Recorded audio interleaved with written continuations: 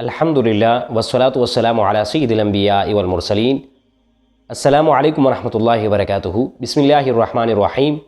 مرد و خواتین حضرات خیر و عافیت سے ہوں گے۔ اللہ سبحانہ و تعالی ہمیں دنیا اور آخرت کی کامیابیاں عطا فرمائیں۔ خلفائے راشدین بالخصوص خلیفہ بلا فصل حضرت سیدنا ابوبکر صدیق رضی اللہ تعالی عنہ کی فضیلت تمام امت کو اس بات سے وہ آگاہ ہیں کہ حضرت سیدنا ابوبکر صدیق رضی اللہ تعالی عنہ اس بات پر اہل سنت کا اجماع بھی ہے، بعد از تحقیق افضل البشر بعد الانبیاء، یعنی انبیاء کے بعد افضل البشر جو ہستی ہے اس کائنات کے اندر وہ حضرت ابوبکر صدیق رضی اللہ تعالی عنہ کی ہے۔ جنت میں سب سے پہلے داخل کون ہوگا؟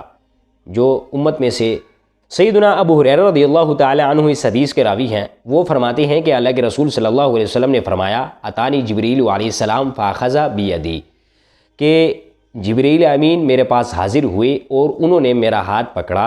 حدیث کا مفہوم کہ انہوں نے میرا ہاتھ پکڑا اور مجھے وہ دروازہ دکھایا جہاں سے میری امت داخل ہوگی جنت کے اندر۔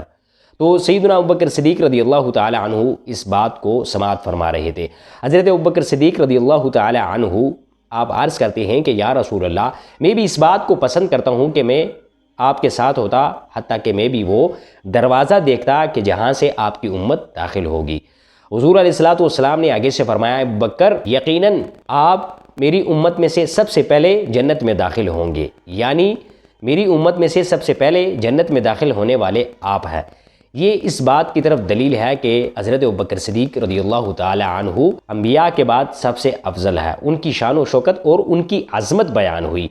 یہ حضور علیہ السلام سے 2 سال کچھ ماہ بعد ان کی پیدائش ہوتی ہے اور جماعت ثانی کے اندر ان کا ذکر خیر کیا جاتا ہے۔ ان کا وصال بھی اسی مہینے کے اندر ہوتا ہے۔